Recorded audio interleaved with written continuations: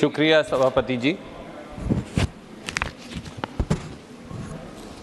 कृषि एवं किसान कल्याण शब्द तो बहुत अच्छे लगते हैं, पर 10 साल से भारतीय जनता पार्टी की सरकार ने कृषि एवं किसान कल्याण को शकुनी की चौपड़ का मोहरा बना रखा है। वक्त की मांग है कि 72 करोड़ देश के अन्नदाता किसानों और खेत मजदूरों को कौरवों के इस चक्रव्यूह से अब निजात दिलवाई जाए।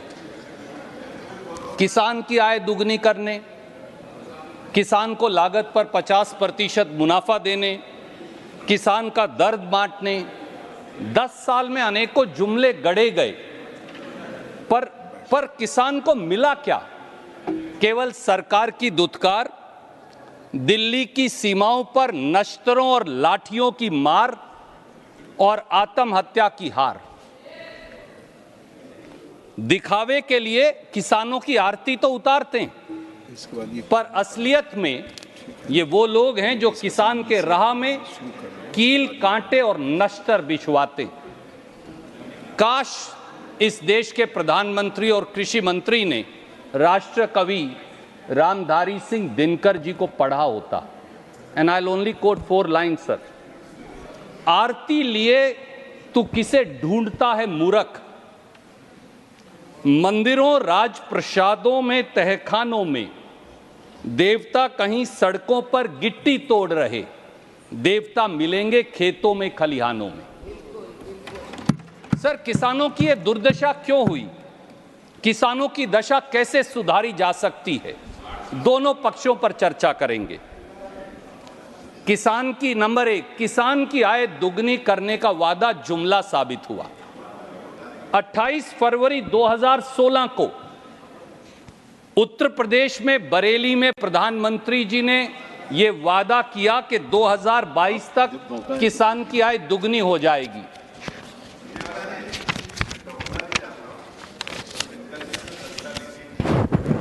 खिलाफ लिखी थी आपातकाल को हटाने के लिए। देखिए, वास्तु स्थिति यह है कि आपके ऊपर बिल्कुल ठीक लागू होती।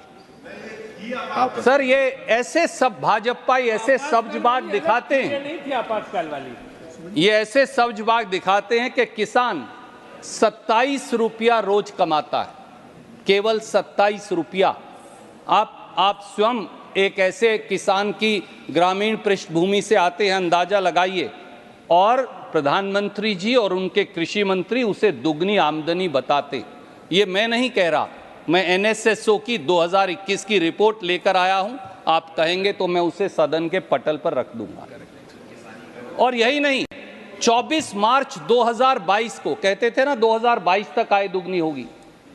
इनकी 37वीं जो स्टैंडिंग कमेटी ऑन एग्रीकल्चर की रिपोर्ट है, उसने ये स्वीकार किया कि किसान की आय दुगनी होने की बजाय उल्टा कम हो गई। I will like to sir, with your permission, just read a line from that report, para 1.35. But there is no denial that major task for doubling of income of farmers lies with the Department of Agriculture and Farmers Welfare. It appears from the reply furnished by the department that the department is far from doubling the income of farmers. Rather, in some states it has come down. Correct. Sir, एक और पहलू आपके संज्ञान में लाऊंगा। खेती का लंबा चौड़ा बजट करने की शेखी कल बघारी गई, पर 5 साल में वास्तविकता क्या है? 5 साल में इन्होंने खेती के बजट से 1 लाख करोड़ रुपया सरेंडर कर दिया। सर, 2 पहलू आपके संज्ञान में लाऊंगा। साल 2020-21 में देश में कृषि का बजट कुल केंद्रीय बजट का 4.47% था। साल 2024-25 में आदरणीय मंत्री जी, कृषि का बजट कुल देश के बजट का 2.74% रह गया, यानी आधा कम कर दिया। शर्म की बात है। बजट 2024-25 पर जब आपने मुझे मौका दिया तो मैंने खुलासा किया था कि 10 साल में खेती की 6 बड़ी स्कीमों का आपने 3 लाख करोड़ काट दिया। आज एक और खुलासा लेकर आया हूं। उस पिछले वाले का ना कृषि मंत्री ने जवाब दिया, ना वित्त मंत्री ने जवाब दिया। अब एक और नया खुलासा लेकर आया हूं जो इनकी खेती विरोधी मानसिकता को दिखाता है। 5 सालों में मोदी सरकार ने, जिसके आंकड़े अब उपलब्ध हैं बजट में, मोदी सरकार ने खेती के विभाग का 1 लाख करोड़ बजट सरेंडर कर दिया। शर्म की बात है। 2018-19 में 21,043 करोड़ सरेंडर किया। 2019-20 में आपने 34,518 करोड़ सरेंडर किया। 2020-21 में आपने 23,825 करोड़ सरेंडर किया। 21-22 में आपने 429 करोड़ सरेंडर किया और 2022-23 में 19,762 करोड़ सरेंडर किया। 1 लाख करोड़ सरेंडर करते हैं और किसान के कल्याण की बात भी करते हैं।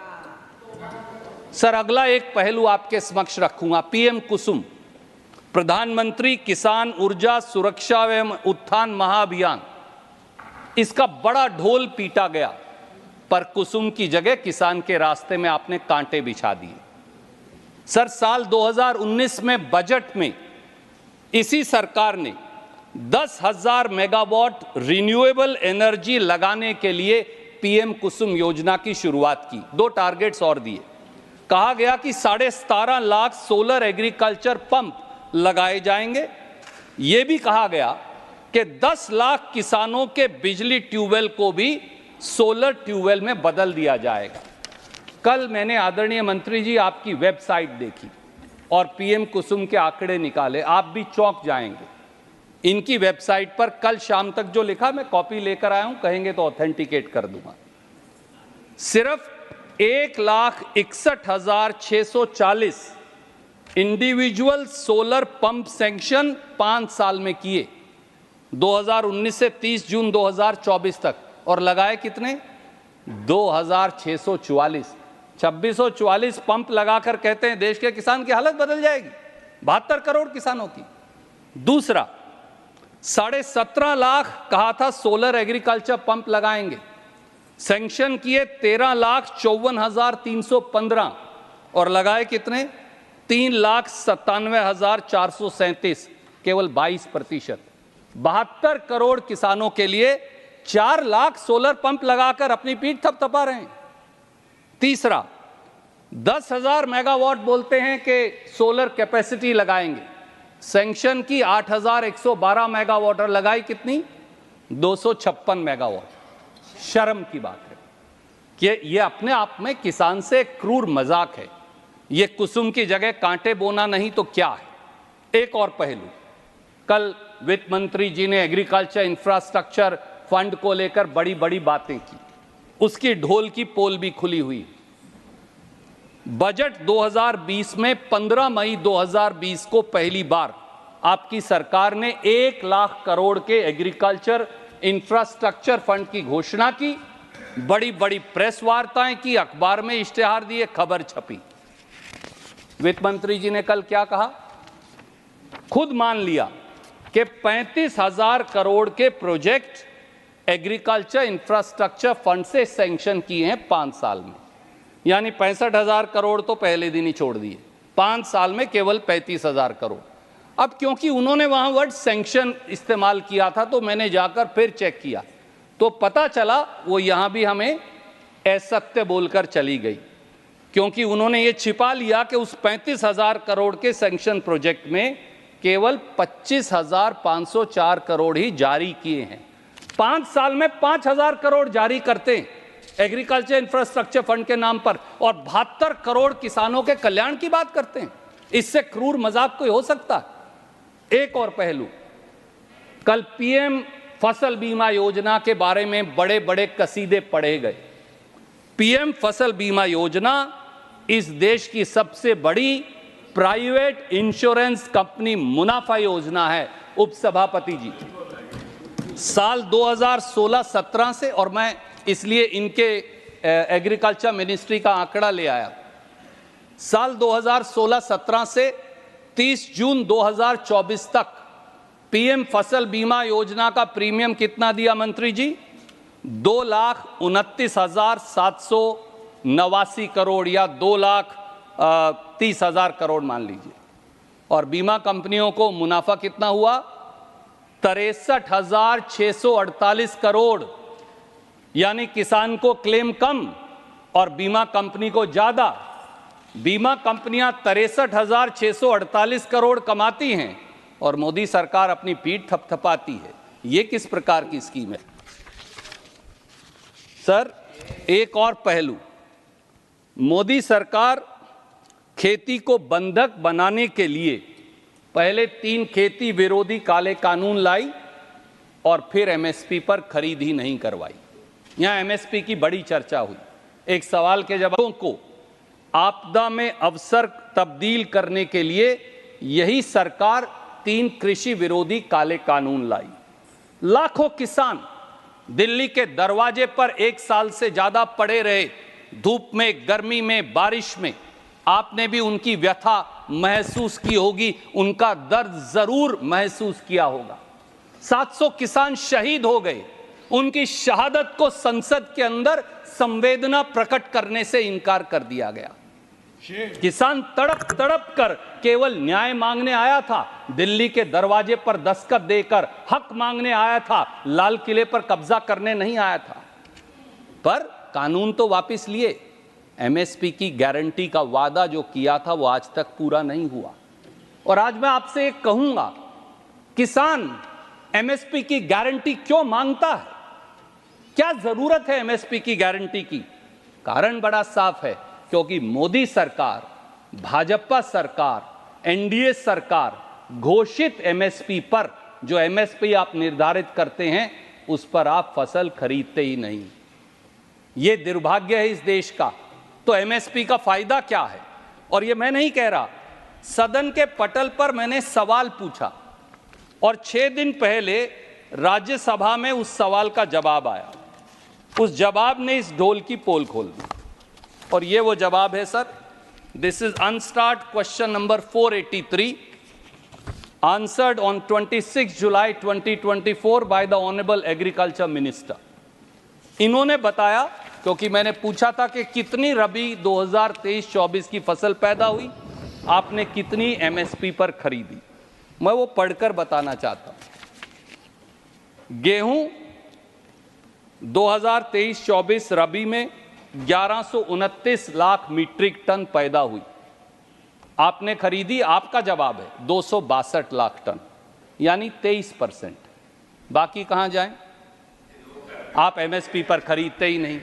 आप रखते होंगे, आप बहुत बड़े किसान हैं ना। जो 16,53,000 टन पैदा हुई, ये मंत्री जी ने बताया। एमएसपी पर कितनी खरीदी? 0, एक दाना नहीं खरीदा। मैं नहीं कह रहा, आपका जवाब है।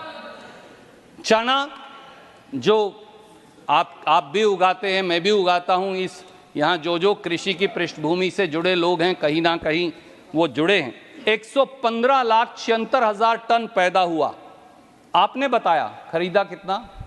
115,76,000 टन से 43,000 टन, 0.37% एमएसपी पर खरीदा। मैं नहीं कह रहा, ये आपका जवाब है, 6 दिन पुराना।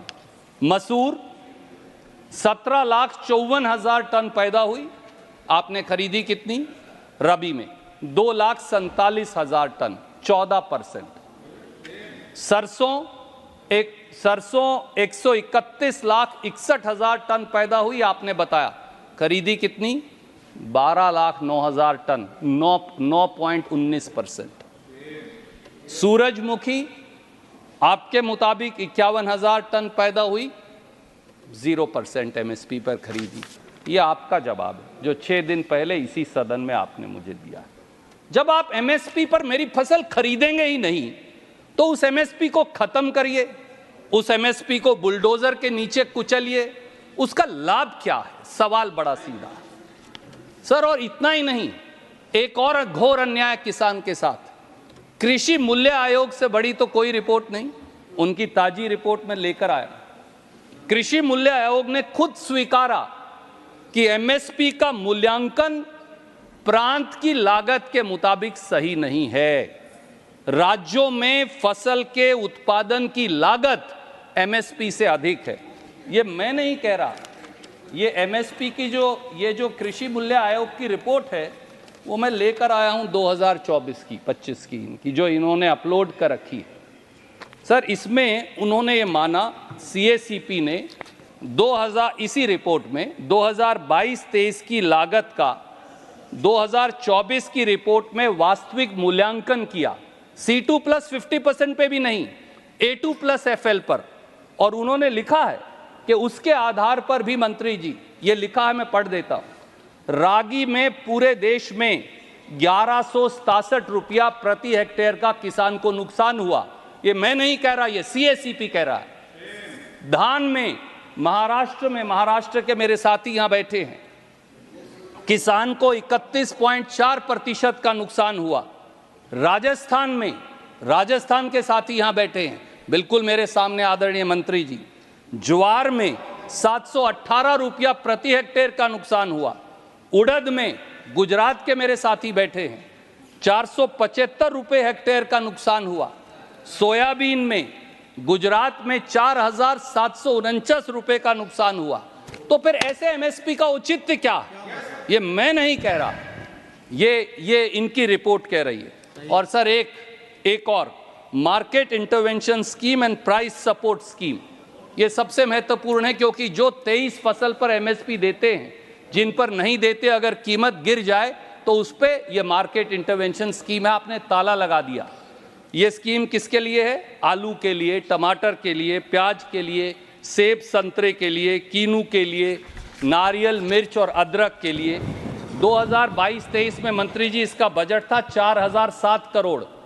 2023-24 में आपने बजट काट कर दिया 40 करोड़, और इस साल कितना किया? 0। इस साल बजट है 0। सर इतना ही नहीं, खेती, खाद और डेयरी क्षेत्रों से जुड़ी जितनी स्कीमें हैं उनमें भयंकर कटौती माननीय कृषि मंत्री जी ने कर दी। PM फसल बीमा योजना 23-24 में 15,000 करोड़, 24-25 में 14,600 crore. Distribution of pulses to states for welfare schemes 23-24 में 446 करोड़, 24-25 में काटकर 300 करोड़।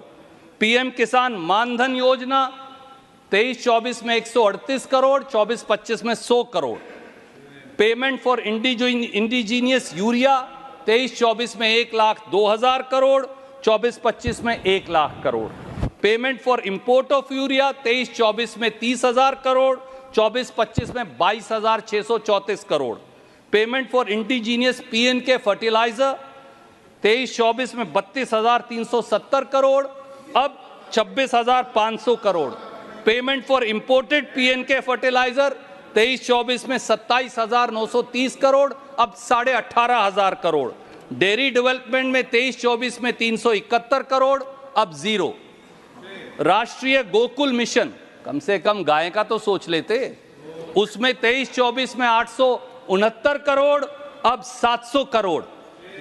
डेयरिंग थ्रू कोऑपरेटिव्स, बड़ी बड़ी बातें होती हैं, 23-24 में 166 करोड़, अब 0। PM किसान संपदा योजना 23-24 में 745 करोड़, अब 729 करोड़। अकेले 25,711 करोड़ तो आप फर्टिलाइजर की सब्सिडी खा गए, काट दी आपने। और सर मोदी सरकार में 9 साल में 1 लाख किसानों ने आत्महत्या की है। NCRB ये बोलता है 1,04,49, ये मैं नहीं कह रहा, मैं आपकी रिपोर्ट NCRB की लेकर आया हूं। हर रोज इस देश के 31 अन्नदाता आत्महत्या का फंदा चूमने को मजबूर है। आपको नींद कैसे आती है? आपकी आत्मा क्यों नहीं झकझोरती? आपकी आत्मा आपको कचोटती क्यों नहीं? सवाल यह है, एक देशवासी के तौर पर मैं ये पूछना चाहता हूं। सर एक तरफ फसल की कीमत नहीं और दूसरी तरफ ये हाल, इसीलिए राहुल जी ने, खड़गे जी ने ये कहा है कि MSP की कानूनी गारंटी इसी सदन से दिलाएंगे, खेती पर गब्बर सिंह टैक्स से पीछा छुड़ाएंगे और किसान को कर्ज मुक्ति भी दिलाएंगे। हम ये करके दिखाएंगे। और हालात क्या हैं सर कि जब लोकसभा में विपक्ष के नेता, मेरे नेता राहुल गांधी दलितों, किसानों और मजदूरों के हितों की बात उठाते हैं तो ये हमारी जात पूछवाते हैं। ये आप यहाँ की चर्चा करिए सर, लोकसभा की चर्चा नहीं, आप यहाँ की बात करिए। सर जात जाननी है, आप यहाँ की बात करिए। ओके सर, जात जाननी है तो सोनीपत के खेतों में चिलचिलाती गर्मी में राहुल गांधी जी के साथ धान की पौध लगाते किसान से हमारी जात पूछिए। जात पूछनी है तो आजादपुर मंडी में आंसू बहाते हुए सब्जी वाले रामेश्वर भाई से पूछिए, जिसकी कड़ी मेहनत की जिंदगी का एक हिस्सा बांटने मेरे नेता वहां गए थे। जात पूछनी है तो सुल्तानपुर के जूती गांठने वाले हमारे मेहनतकश रामचेत भाई से पूछिए, जिसके साथ बैठकर उसकी मेहनत का पसीना बांटा था मेरे नेता ने। जात पूछनी है तो अंबाला और चंडीगढ़ के ट्रक ड्राइवरों से पूछिए, जिनकी मुश्किल जिंदगी का सुख और दुख बांटा था हमने। हमारी जात पूछनी है तो कीर्ति नगर के हमारे बड़ई भाइयों से पूछिए, करोल बाग के मैकेनिक भाइयों से पूछिए, जिनकी मेहनत का आकलन महसूस करने और समझने गए थे हमारे नेता। सत्ता के अहंकार की ऊंची अट्टालिकाओं में बैठे हुए आपको किसान, मजदूर, दलित, गरीब की आवाज सुनाई नहीं देती। काश इनको मैं फिर कहूंगा, ये फिर कहेंगे मेरे आदरणीय बड़े भाई मंत्री जी, दिनकर जी की बात सुन लेते। दोबारा याद दिलाता हूं, मूल जानना बड़ा कठिन है नदियों का, वीरों का। धनुष छोड़कर और गोत्र क्या होता है रणधीरों का। पाते हैं सम्मान तपोबल से भूतल पर शूर, शोर मचा रहे हैं केवल कायर और क्रूर। सर समय आ गया है, उपसभापति महोदय, समय आ गया है कि अहंकार की रुई को अपने कानों से निकालिए। सत्ता के घमंड के पर्दों को आंखों से हटाइए। दिल पर पड़े पत्थरों को दूर करिए। थोड़ा सा किसान और मजदूर की टीस को समझने लग जाइए, ताकि किसान, गरीब, मजदूर, दलित, पिछड़ों की चित्कार आपके मन, उनकी व्यथा, उसकी चित्कार आपको सुनाई देने लगे आदरणीय मंत्री जी। वरना हम भी संकल्प लेते हैं, चलो संघर्ष आठों याम तुमसे। याम उपसभापति जी प्रहर को कहते हैं, एक दिन में 8 प्रहर है। चलो संघर्ष आठों याम तुमसे, चलो संघर्ष आठों याम तुमसे, करेंगे अंत तक संग्राम तुमसे। चलो संघर्ष आठों याम तुमसे, करेंगे संघर्ष अंत तक संग्राम तुमसे। हमारी कल्पना, किसान के लिए जो हमारी कल्पना है, इस देश की कल्पना, मजदूर के लिए जो है हमारी कल्पना साकार होगी, किसानों की फिर जय जयकार होगी। जय जवान, जय किसान। बहुत बहुत धन्यवाद।